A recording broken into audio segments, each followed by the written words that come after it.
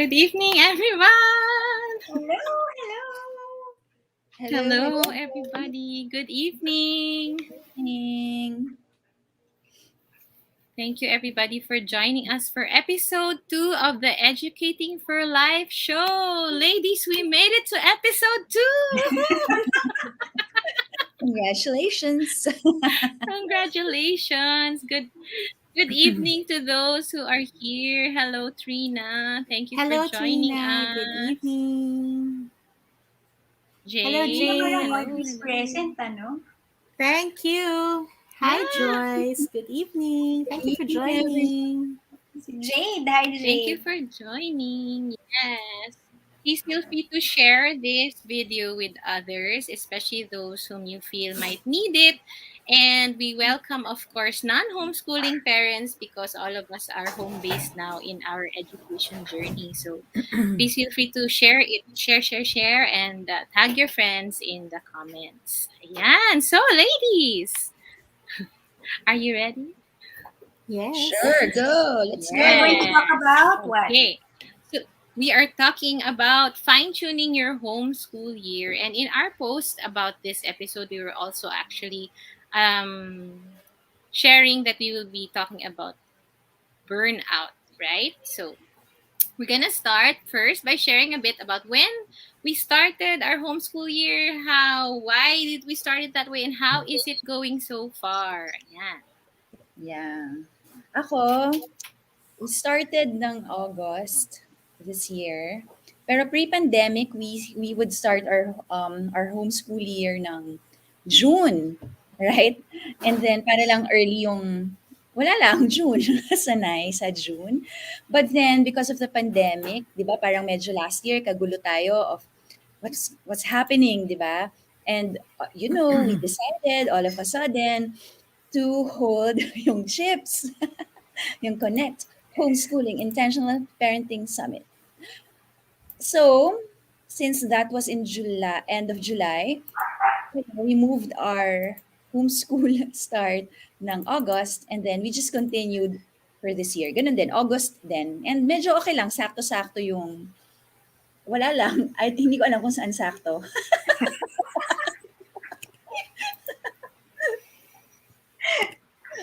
Sakto sa needs mo. Saks. Sabi nga nila, saks lang. Saks lang? Oo nga, saks. Kami naman, we're on our 13th week also. I think halos sabay kami ni Maria nag-start. Alam ko 13th week kasi exam week. We just finished our exam week this week. So our school year is by term, so we do 3 terms per school year, and we ended our first term this week. So usually, lagi ako pabaliktad mag-plan, pre-pandemic, pabaliktad ako mag-plan. I always want to make sure that we are done by Holy Week. Kasi ayoko lang, hindi lang ako masyadong comfortable na parang mag-rest ka, tapos babalik ka na naman. Parang hindi lang ako wired like that. So lagi ako, parang gusto ko by Holy Week done na kami. So, or it's 40 weeks back. But then, this year, yun nga, chips happened, life happened. So, mukhang mag-end after Holy Week this year. Ako naman, opposite ako ni San. So kami rin nag-start din kami ng August kasi sinabay ko sa start ng alternative learning system ng mga bata. So ako, wala akong ganun yung pinibilang ko ba yung weeks. Tapos sinasabayan ko, okay, pag if it's a holiday, then it's a holiday. Ganyan. Tapos basta we're just going by kung ano yung natatapos namin sa mga materials namin, sa mga books namin. And then, pagka summer vacation na, whether may kulang pa kami, hindi pa namin natapos. Basta summer vacation na, ganun. Or basta may holidays. Ang major lang naman would be Christmas and New Year, diba? Pagka magpapasko na, look forward na kami lahat nun kasi yay. Hindi kami mag-aaral. Break. Ng ilang linggo o break. Yeah, kami naman, well, since we are unschooling and interested learning, we really don't have a stop or start school year, but we try to have like a rhythm pa rin during the year. So yun nga, after chips. So that's when we talk to the kids about, setting what are the goals that you're setting for this month, and what are your learning goals, what do you want to learn about, how do you want to learn about them, ganyan. And so we just keep on swimming as needed, ayan. And so parang wala kaming hinahabol na parang we need to stop by this time or this time. But I still need to like try to fit in or look at the general flow of the year or the months that are coming para din we can work around whatever needs to be adjusted. So yun, o, diba? Yeah, that's very Iba-ibang journeys. yes. Kasi Mm. out of the four of us, ano ba? So three of us parang may somehow schedule na parang may start date or something. Although kami din, we ignore holidays. For example, nakalimutan ko November na pala yung Monday, alam mo yun? So, Yeah. not really aware. Christmas lang talaga, as Michelle said. But what's interesting, Tina, with what you shared, kasi yung tungkol dun sa goals, because as unschoolers, di ba nga, wala nga kayong schedule. So, how do you follow Mhm. up on the goals? Okay, so I usually have a parang either a one-on-one or we have like a meeting with the kids, especially the big kids kasi they've learned how to set their own weekly buti mga sila weekly schedule and weekly goals as monthly goals and what learning resources. So that's where I also come in. I try to help them. Itong book ba to? Which book will you use, or is it a website or something like that, diba? So I follow up with them and ask, what do you think that um, this is okay now, or do you have something else that you want to explore further? Ganyan. So, parang it's not about kasi nga parang interest eh. So as long as it holds their interest or it's something that they want to learn. For example, si Tim, nagulat ako na this is our teenager, no. So he said he wanted to learn more about conversational Tagalog, conversational Filipino. So ayun, parang naging goal siya for him. And then for him, he did not stop until he felt comfortable conversing with others, ganyan. So, ayun, parang assess lang, and then also ask them, what do you think? You want to move on, or is it something that you still want to pursue? Ganon. So, yun, parang helping facilitate pa rin for them what's going on. Mm. Yun. So, I Maybe we guess, can, yes, go ahead. naisip lang ako, maybe we can ask also those who are watching, when did you start your Yes, school year? Just like homeschool this year. month. We'd love to know also. Tsaka bakit? Bakit June? Bakit July? Bakit August?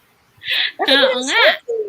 Yung iba December, 'di ba? I think yung iba nga December, or they follow the calendar year. So January, they start in January. So, Mm-mm. sige nga, i-share nyo. Why?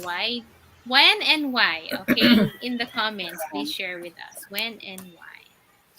Ayan. So, I guess that's one of the things that is a mark of homeschoolers, or that we can adjust, no? That we can Yeah. adjust. Yeah. Mm. Kaya nga, there's really no one size fits all for every family. Depende talaga kung what will fit your family. Yes, that's Yes, and right. I found interesting what Tina said about yung ano to, assessing your goals, diba? Kasi it's one way also of fine-tuning our homeschools, which is also what we wanted to talk about tonight. Um, Kayo ba, have you ever experienced parang in the middle of the school year, you suddenly needed to change things in your homeschool, ganyan? Meron pa kayong ganyan Mm. experiences? Kwentos. Yeah. Okay, ako ata yan. Yes, Michelle, go So when ahead. my when we started homeschooling kasi we started with using modules like Alpha Omega Life Packs, and then after that we did naman the School of Tomorrow Paces. So that's what we've been doing for so many years. Siguro mga 4 to 5 years, we've just been doing modules, and it's required, diba, by the homeschool provider that the child has to finish all of the modules. Well, it came to a point when my eldest daughter was older, when she started questioning it. Why do I have to keep on studying this? I already know this. And so I just said, we have to follow the rules of the school. So you really have to keep on doing it. Para dyan kasi nakabase yung grade mo. Until one time, she was so tired of it. Nagulat ako because when she sat at her table and opened the module, she looked at it and it made her so angry. She actually crumpled up the whole module and threw it away. Imagine. Sabi ko, oh Wow. gosh, you see, ang na-burn out yung anak ko. Na-shock ako. Yeah. It really happens. And I've heard it from other parents as well that their children get angry over having to do all the modules kasi paulit-ulit nga alam na nila. And so back then, I decided, okay, break, stop muna kasi ayoko nga magkaganon yung anak ko na nagalit na siya doon, nagkaroon siya ng resentment. So, nag-break kami for about, I remember, 3 weeks. And then, ang ginawa ko, naghanap talaga ako ng mga materials na pwede kong ipalit. So, that's the end of module sa buhay namin. Di ba? So, Although pwede for ko some, it works, no? For some, it works. Oo. Tama ba? Yes, Yeah, yeah. some students thrive. Why not? And it, Diba? Yes. years din naman kayo, Michelle, di ba? Before Mm, before the kids Mm-hmm. realized that it wasn't working for them. siguro kasi older na nga eh. Kaya Ah, nagsawa na. So then we had to try. Doon ko na-discover, wow, ang dami palang pwedeng iba-ibang gamitin. Na pati Mm-hmm. ako nag-e-enjoy to teach them. oo, Sabi ko, important din. oo, kaya nakita ko doon, ay, kung nabobore pala ako doon sa material, then how boring pa Mm-hmm. kaya ito sa mga bata. Yeah. Ayun.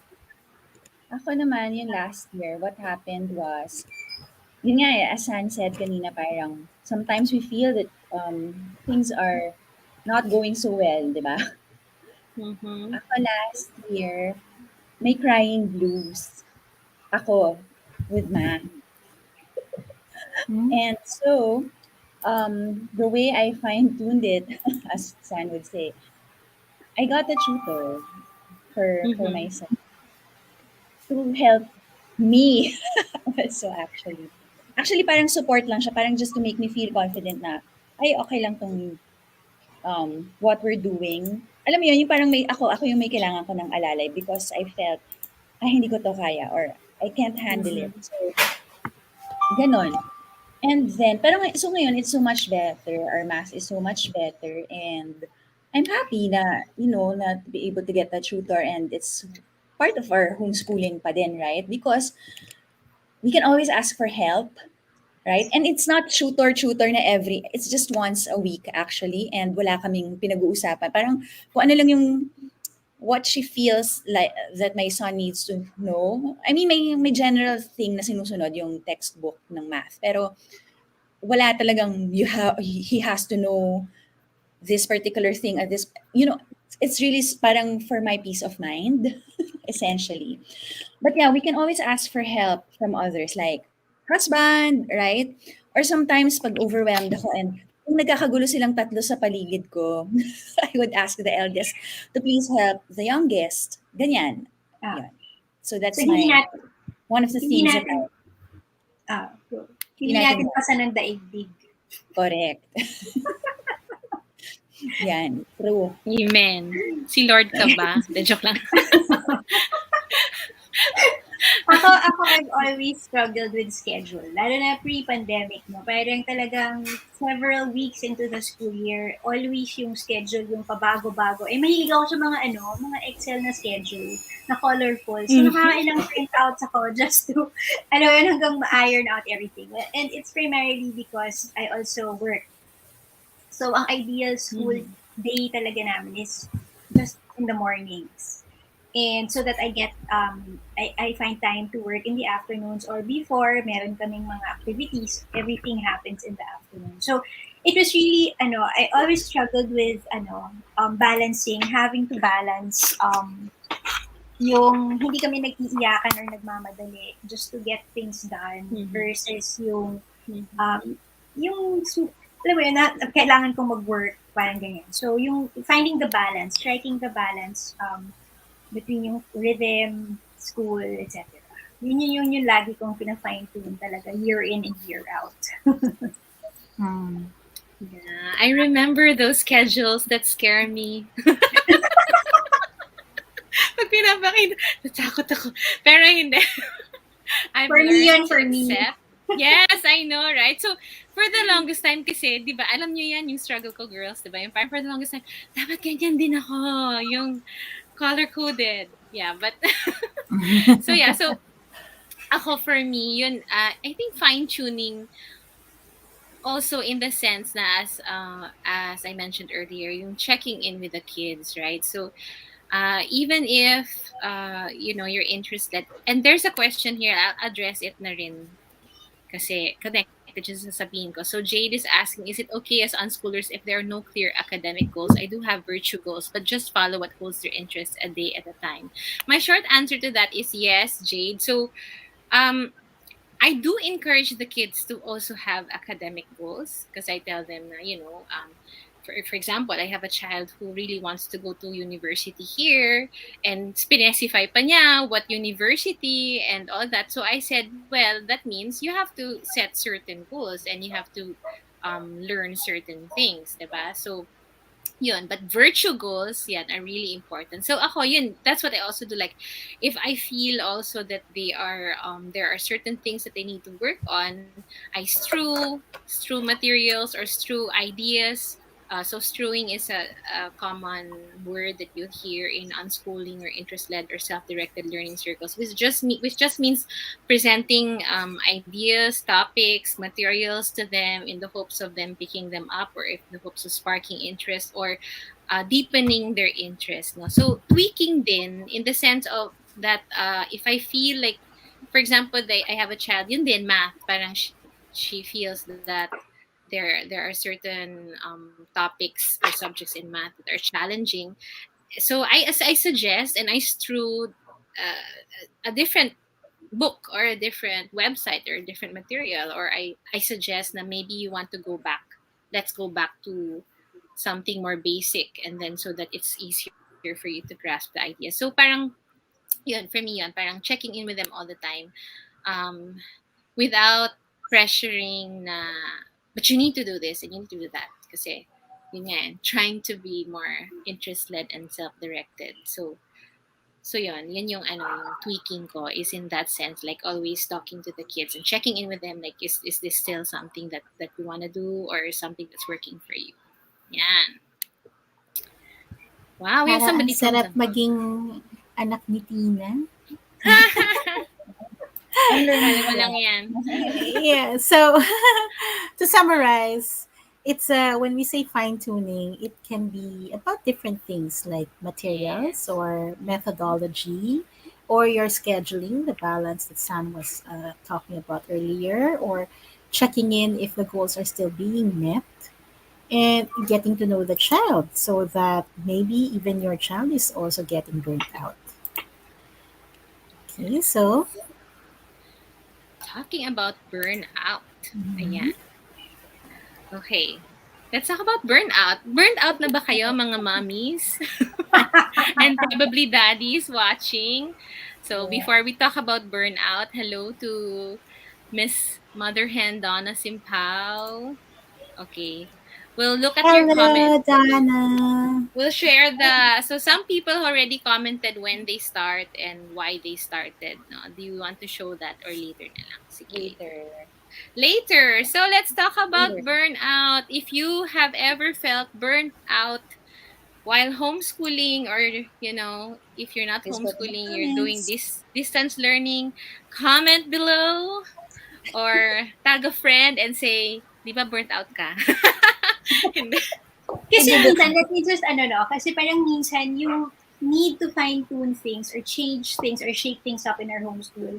Um, ano siya, nagma-manifest by our burnout, diba? Parang we get burned out because something's not working. Parang Yeah. merong something eh. Parang ganyan, diba? And so, nagkakaroon tayo ng burnout because of not addressing yung mga issues that pop up. Yeah. Ikaw, Mariel, anong issue mo? So when we, Specially reserved for you. when we started in August kasi parang go, go, go ako. Kasi you know why? We ended our last school year ng end of May. June and July nag-aral ako. Kasi I read the books 2 weeks in advance. Parang basta pagdating ng August, nabasa ko na yung readings worth 2 weeks for all 3 kids. So nag-aral ako. And not just that, ha. I mean, I studied again yung Charlotte Mason. You know, I was fine-tuning at the beginning, right? Even before we started, I was trying to see how I could improve our homeschool for the next school year. And then, excited akong mag-homeschool, di ba? Ayun nga, 4 weeks pa lang, pagod na ako. Kasi nga, I tried to keep up pa din with all the readings.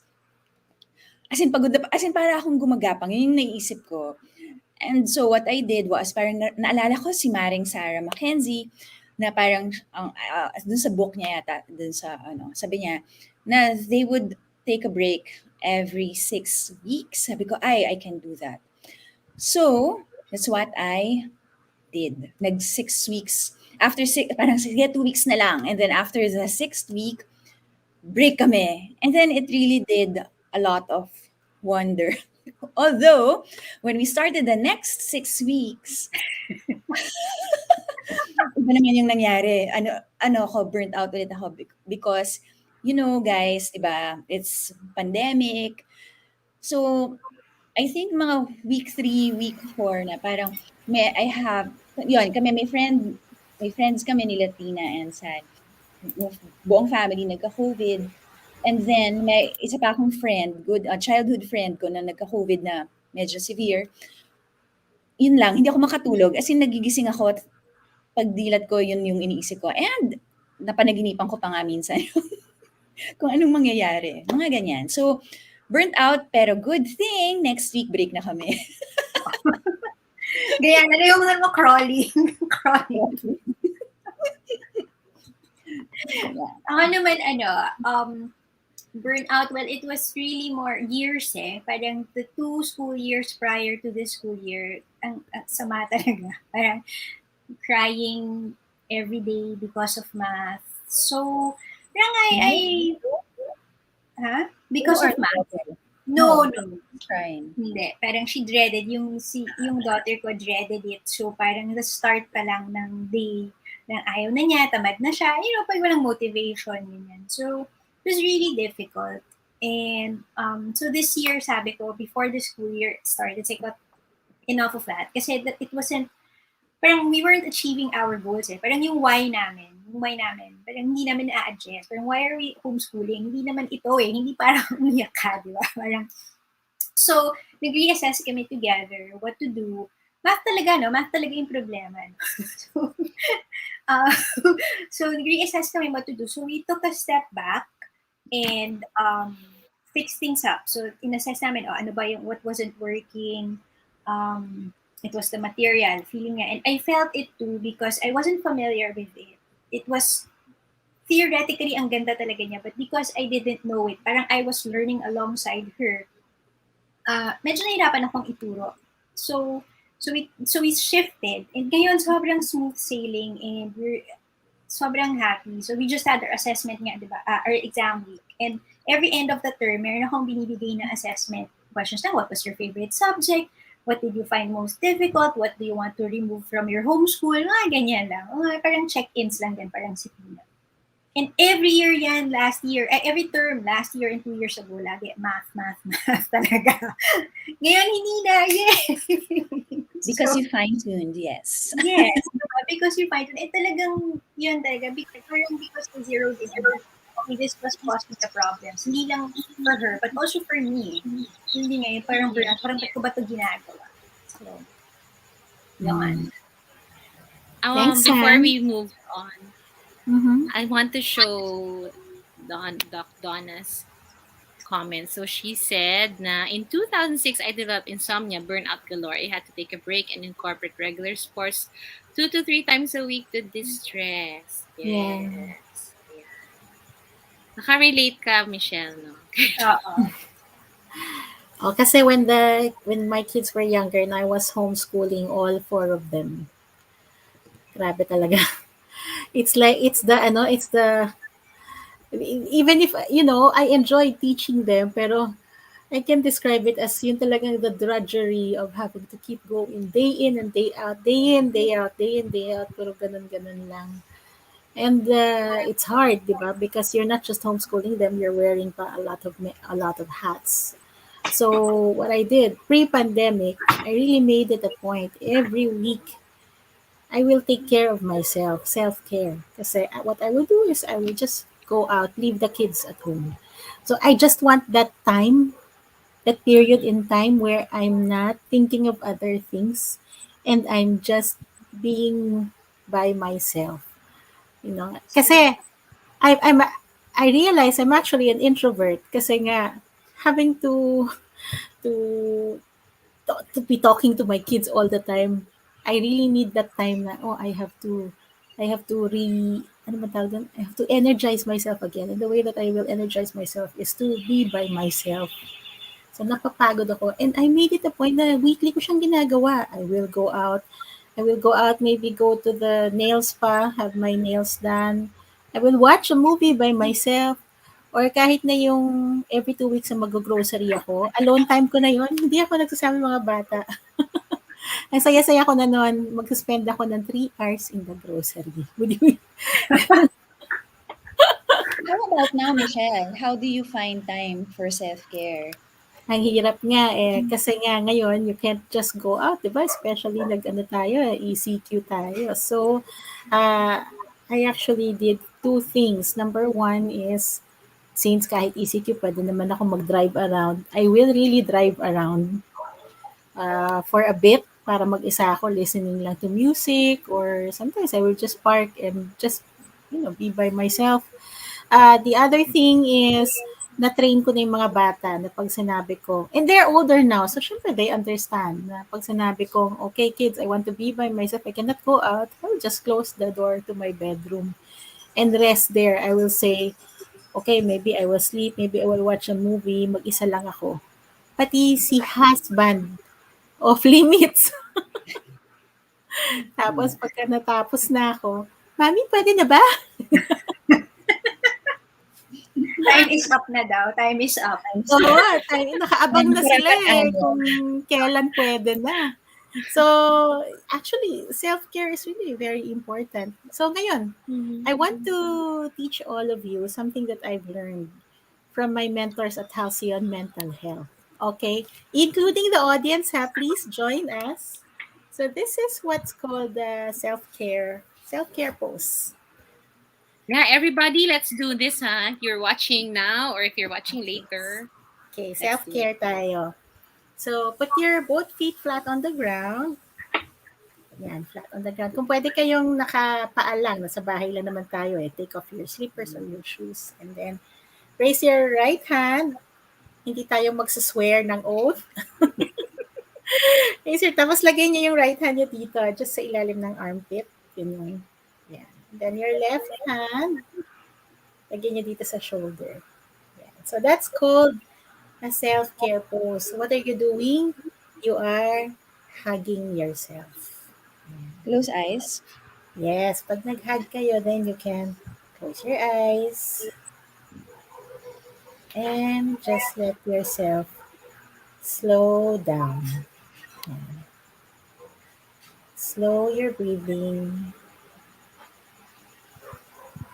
You can even lean your head this way or lean back.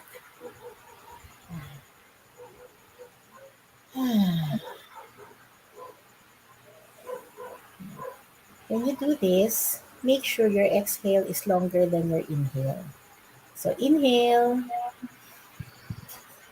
and exhale. Inhale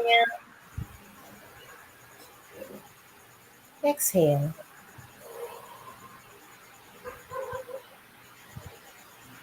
Inhale. Exhale.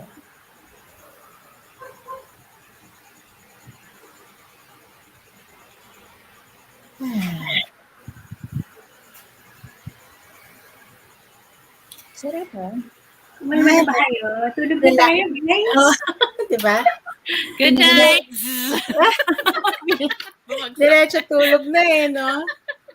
Pwede yan sa Diba? gabi, no? Parang to calm Yeah. yourself down at night Pwede rin before sa you go kids, to 'di ba, Michelle? Like if Yes, your kids are the ones who are stressed out, even the teens, no, the older kids. So, that's how talagang there are times na the children are stressed, they're dysregulated. Iga-guide ko yes. talaga sila. Okay, let's stop and just take a deep breath. Kunwari, may gusto siyang sabihin. Mommy, it's Mhm. like this. Eh, umiiyak na. Ang hirap na. Mm. Nare-recognize ko na siya. Tapos sabi ko, okay, okay, I will listen to you in a bit, but can we please do some breathing muna? Yan. Pagka Yeah. nako-comfort na siya na nandyan ako, makikinig ako sa kanya, papayag siya. Sige, let's inhale.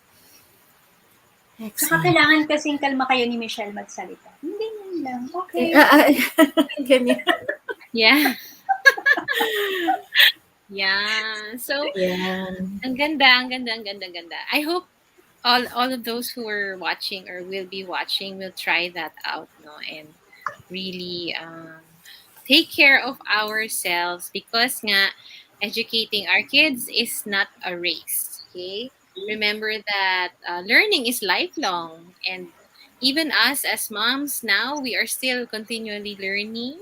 Yeah, we're learning how to do this show and to help others through events which we did not learn in school, diba? So learning is lifelong, so don't add to the stress of this very very already very very stressful pandemic by stressing yourselves out and your kids out too much. All Mm. right, so before we go, we're going to show some of the comments. Thank you guys for For for sharing. participating and Hmm? sharing. So sabi ni Trina, they start their school year in August, sabay with the calendar year of almost all the private schools and homeschool providers. So the kids won't feel that they have other schools compared to their friends. Yes, I'm on live. We're not into homeschooling na din. Ah, okay. And Trina also shares, yes, you can say, we do combination of modules and yung interest din ng kids para fun learning always. I agree with Miss Michelle, parang I was burnt out because of the modules. Ayan. Mama. Wait. Hello to Nemerlin from Zamboanga. Thank you for being here. Okay, wait. There's another one. Sybil says she can relate on wanting to be alone. Relate. Yeah.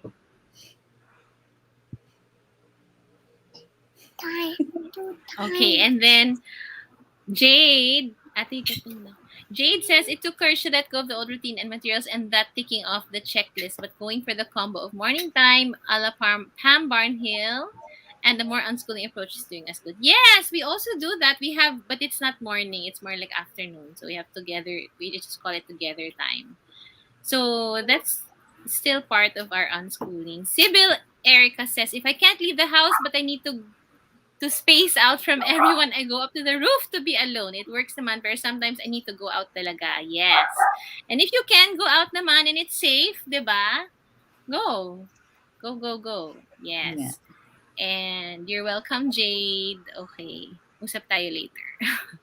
Milona! Burnout happens to all of us. Homeschooling moms are not. Key is making sure to pace ourselves and intentionally set aside time for regular breaks and taking care of ourselves. Thank you for sharing your experiences. Yes, thank you also. I know we know that you're also a very passionate advocate of taking care of ourselves as moms and as parents, right, Milons?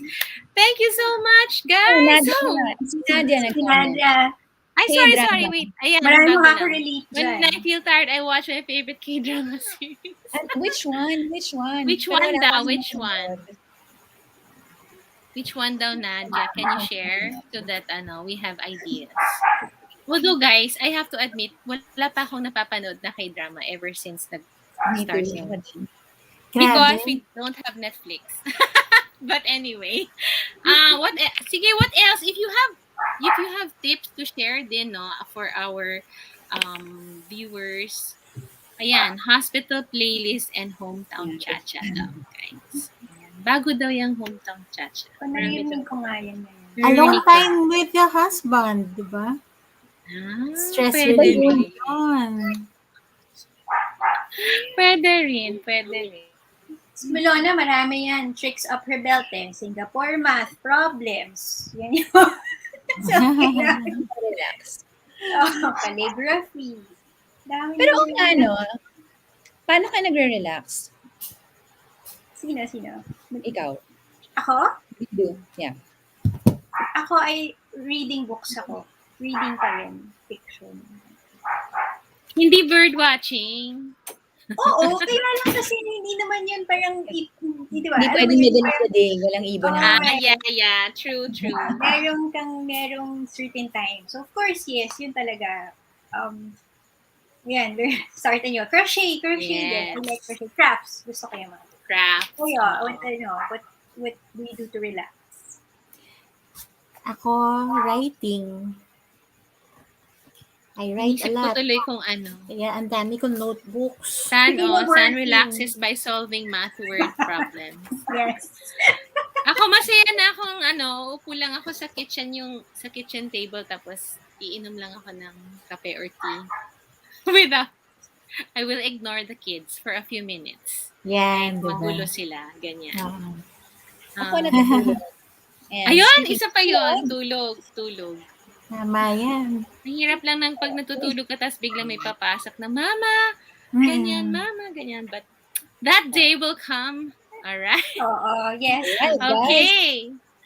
Okay. Yes. So thank you everybody for joining us. Before we go, we would just like to invite you first of all to nasaan na yung aking episode 3.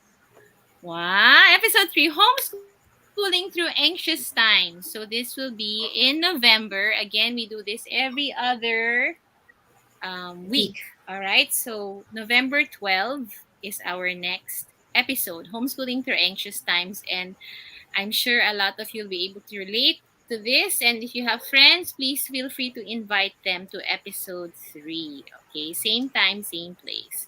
And because as Marielle mentioned earlier, we have friends